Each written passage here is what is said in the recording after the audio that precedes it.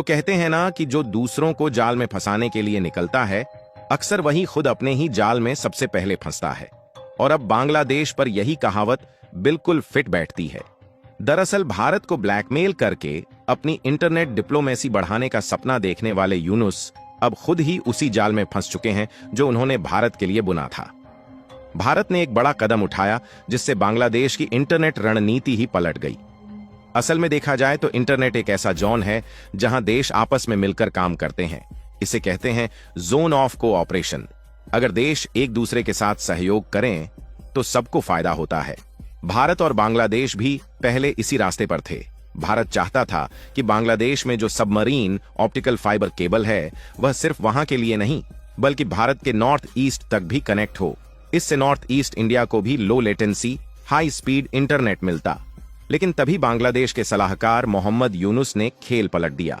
उन्होंने कहा, अगर आप इस केबल से नॉर्थ ईस्ट को जोड़ेंगे तो हमारा रीजनल इंटरनेट हब बनने का सपना कमजोर हो जाएगा। यानी उन्होंने सहयोग को कंपटीशन में बदल दिया और भारत को ब्लैकमेल करने की कोशिश की। भारत ने इसका सटीक जवाब दिया। भारत ने कहा, ठीक है, अब हमें बांग्लादेश की जरूरत नहीं। 21 अक्टूबर 2025 से BSNL ने बांग्लादेश से आने वाले 10 गीगाबिट्स प्रति सेकंड इंटरनेट को पूरी तरह बंद कर दिया। अब नॉर्थ ईस्ट को इंटरनेट मिलेगा भारत के अपने डोमेस्टिक फाइबर नेटवर्क और सैटेलाइट सिस्टम के जरिए। यानी कोई विदेशी रूट नहीं, पूरा नेटवर्क भारत के कंट्रोल में।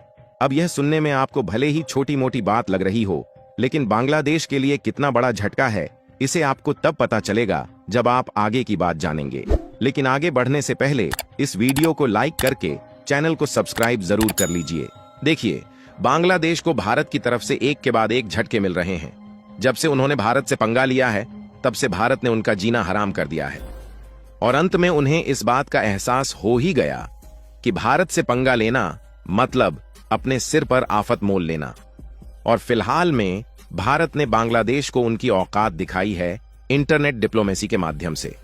दरअसल पहले भारत इंटरनेट बांग्लादेश के जरिए इंपोर्ट करता था, लेकिन अब इंटरनेट लेना बंद कर दिया है। और आप खबर में देख सकते हैं कि India officially stops importing internet bandwidth from Bangladesh.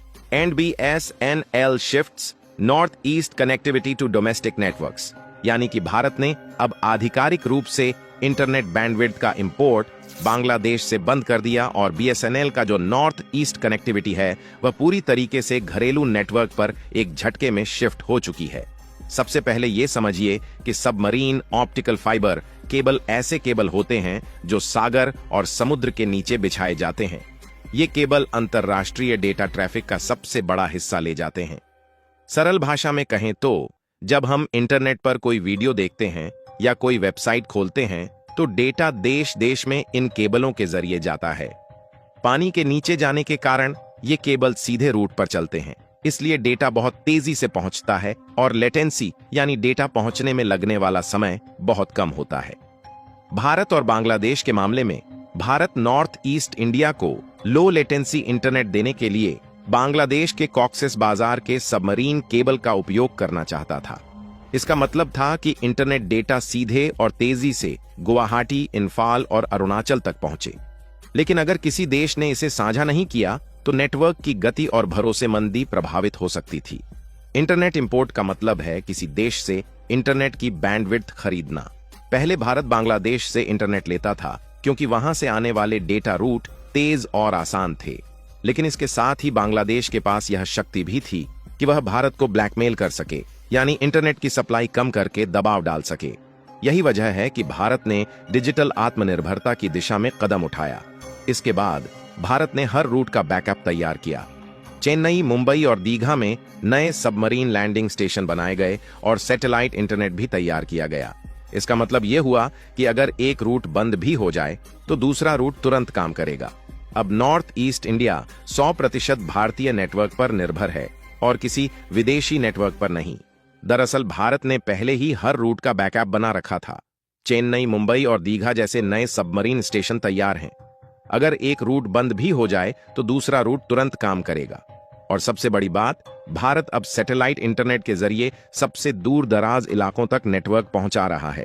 यानी जो यूनुस सोच रहे थे कि भारत बिना बांग्लादेश के इंटरनेट के फंस जाएगा, उनकी यह सोच बिल्कुल उल्टा साबित हुई।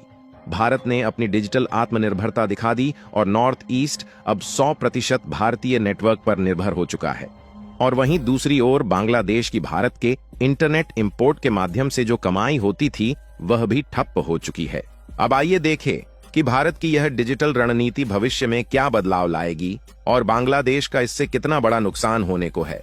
लेटेस्ट आंकड़े की माने बांग्लादेश की कुल इंटरनेट बैंडविड्थ खपत लगभग 8,500 गीगाबिट्स प्रति सेकंड है, जिसमें से लगभग 50% अकेले भारत से आयात की जाती थी। यह आयात मुख्य रूप से अंतरराष्ट्रीय स्थलीय केबल यानी आईटीसी ऑपरेटरों के माध्यम से होता है। भारत से इस बैंडविड्थ आयात से बांग्लादेश को वार्षिक रूप से लगभग 5 से 10 मिलियन अमेरिकी डॉलर का रेवेन्यू प्राप्त होता था। हालांकि फरवरी 2020 में भारत ने बांग्लादेश से बैंडविड्थ आयात बंद कर दिया था। तब भी उस समय बांग्लादेश को बहुत बड़ा झटका लगा और उनके द्वारा रिक्वेस्ट करने के बाद में नवंबर 2020 में त्रिपुरा राज्य के लिए बांग्लादेश से बैंडविड्थ आयात फिर से शुरू हुआ। लेकिन इस बार भारत ने फैसला ले लिया है कि बांग्लादेश चाहे जितनी भी उछल कूद क्यों ना मचाए, अब बांग्लादेश से हमें इंटरनेट इंपोर्ट नहीं करना है। और यही एक बात बांग्लादेश के नाक के नीचे दम कर रही है कि आखिरकार अब उनका जो 5 से 10 मिलियन डॉलर का हर साल नुकसान होने वाला है, उसकी भरपाई वह कैसे कर पाएगा, क्योंकि उनकी आर्थिक कुर्सी पहले ही डगमगाई हुई है। अब आइए देखें कि भारत की यह डिजिटल रणनीति भविष्य में क्या बदलाव लाएगी। सबसे पहले, नॉर्थ ईस्ट अब पूरी तरह से भारत के नेटवर्क पर निर्भर है। कोई विदेशी रूट इस्तेमाल नहीं होगा। इससे न केवल इंटरनेट तेज होगा, बल्कि यह सुरक्षित और भरोसेमंद भी रहेगा। भारत ने दीघा, चेन्नई और मुंबई में लैंडिंग स्टेशन बनाए हैं। अगर एक स्टेशन में कोई समस्या आए तो दूसरा तुरंत काम करेगा, यानी नॉर्थ ईस्ट इंडिया को रिलायबल इंटरनेट मिलेगा। और हां, लेटेंसी बढ़ने की समस्या का भी समाधान तैयार है। दीघा से डायरेक्ट कनेक्शन आने पर इंटरनेट केवल 35 से 45 मिलीसेकंड में नॉर्थ ईस्ट तक पहुंच जाएगा।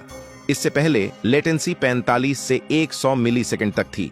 और सबसे कमाल की बात यह कि अब बांग्लादेश का डिजिटल दबाव भी काम नहीं करेगा। भारत ने दिखा दिया कि डिजिटल आत्मनिर्भरता कितनी मजबूत है। बांग्लादेश का लगभग 50% इंटरनेट आज भी भारत से ही जाता है, लेकिन भारत पर उसकी निर्भरता अब केवल व्यापारिक और सस्ती बैंडविड्थ तक सीमित है। और आगे का दृश्य यह है कि भारत न केवल अपने नेटवर्क को सुरक्षित कर रहा है, बल्कि डिजिटल क्षेत्र में रीजनल पावर सेंटर बनने की दिशा में भी बढ़ रहा है। गूगल, यूट्यूब, नेटफ्लिक्स और अन्य बड़े प्लेटफॉर्म अपने डेटा सर्वर्स भारत में रख रहे हैं।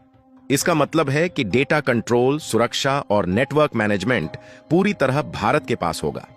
बाकी आप लोगों को क्या लगता है कि भारत ने बांग्लादेश से इंटरनेट इंपोर्ट बंद करके सही किया या नहीं?